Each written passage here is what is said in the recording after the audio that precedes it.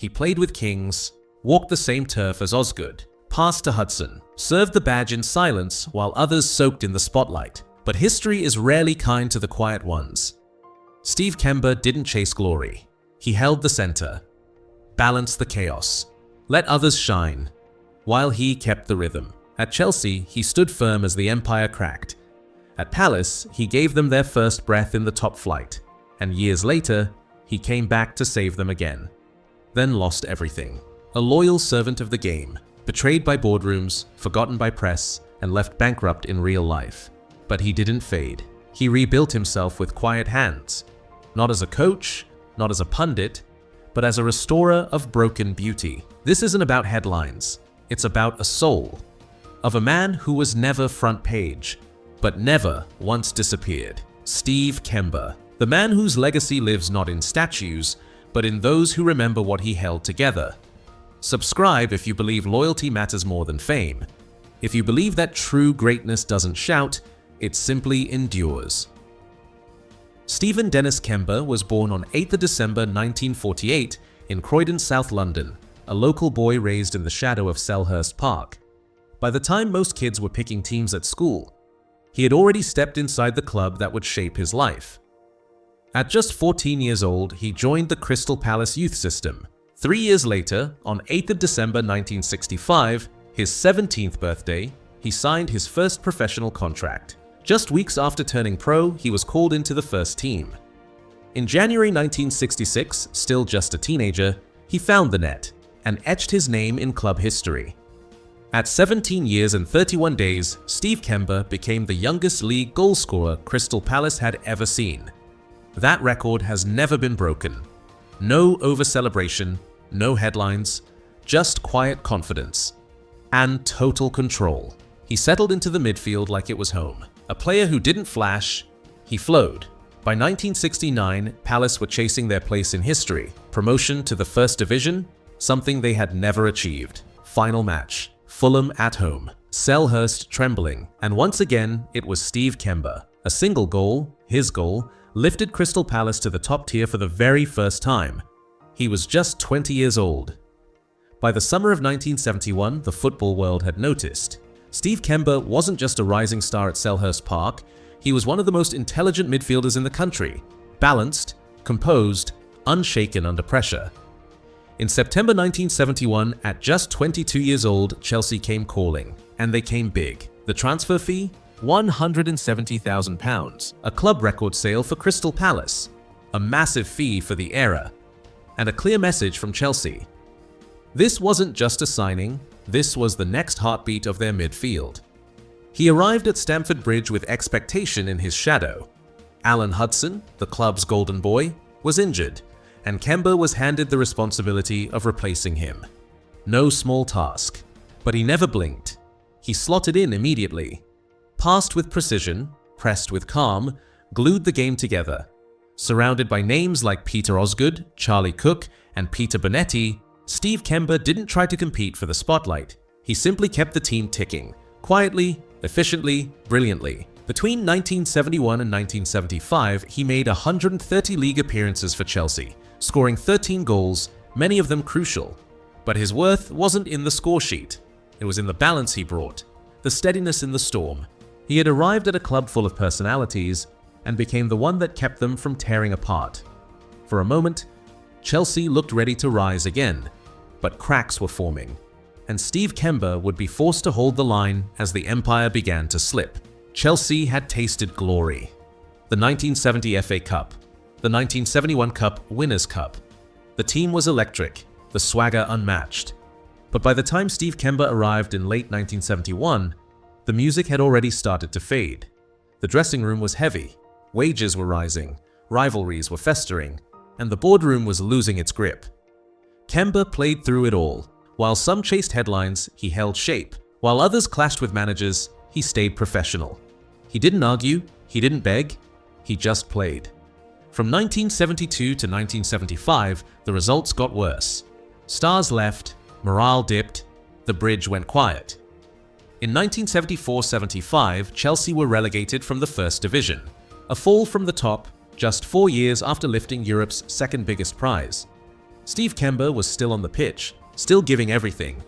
But in the press, his name faded beneath the noise of failure. He had done his job. He had kept his discipline. He had worn the shirt with dignity while the club fell apart.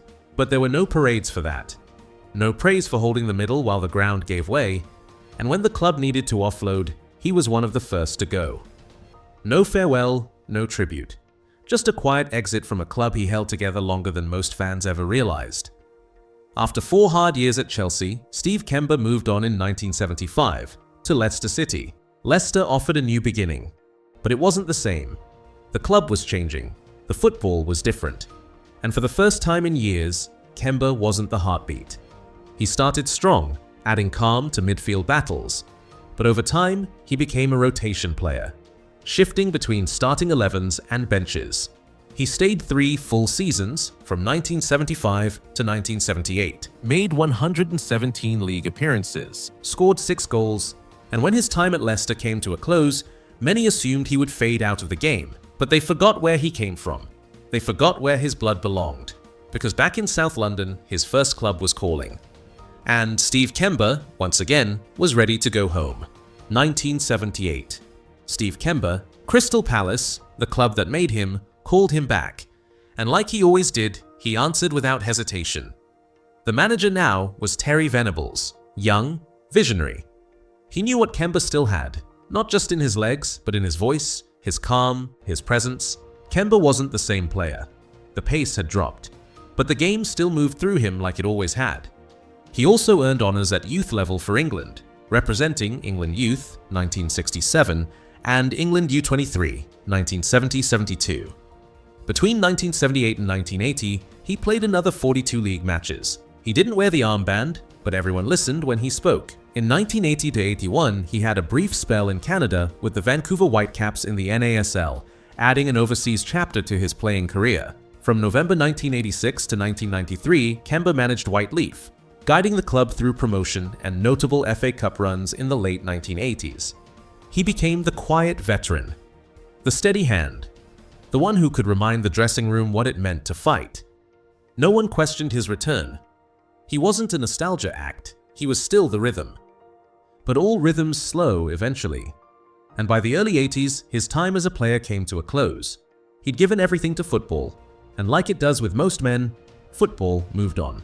So he tried something new, a wine bar in Croydon, back in the place where it all began. For a while it worked, but real life is harder than match days, and the margins are cruel. In 1993, Steve Kember was declared bankrupt. No medals would be taken away, no records erased. But the silence that follows a fall? That's something no crowd prepares you for. He wasn't just rebuilding finances, he was rebuilding identity. The man who gave Palace its first top-flight breath was now starting from scratch.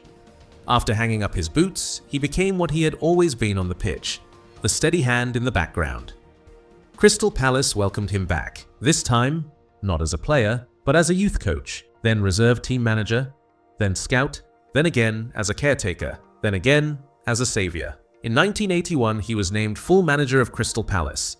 Still in his early 30s, he gave the club balance, kept them in the second division, and led them to a solid FA Cup run. But in 1983, he was sacked while on holiday. No call, no warning.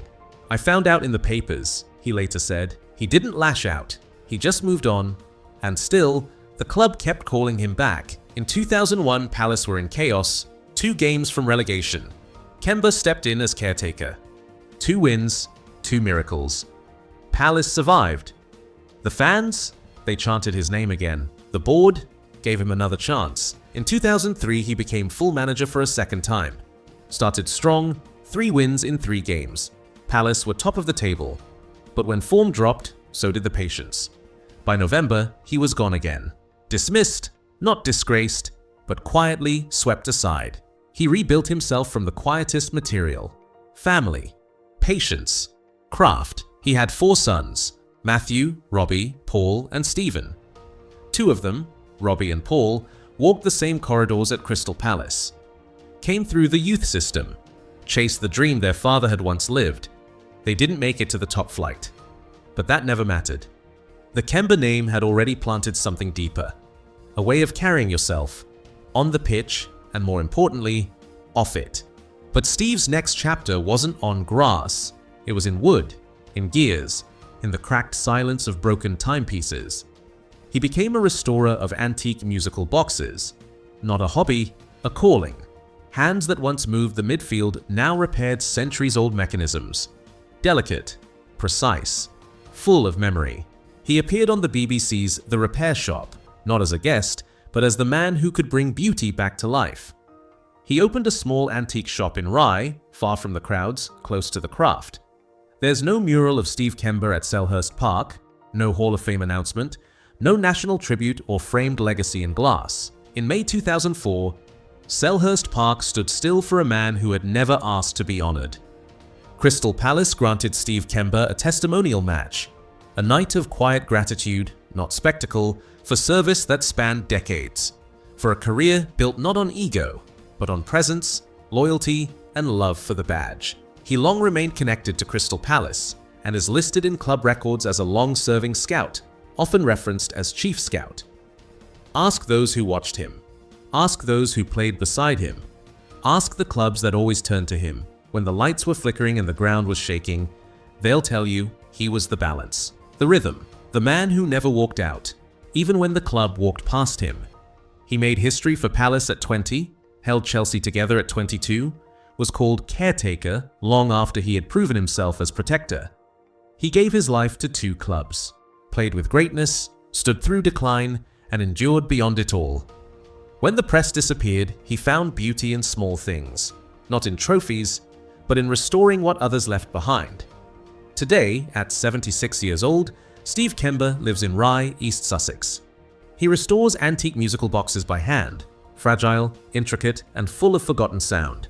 Quiet work, timeless care, just like the way he played. Subscribe if you believe the quiet ones mattered most, and that some men don't need fame to be unforgettable.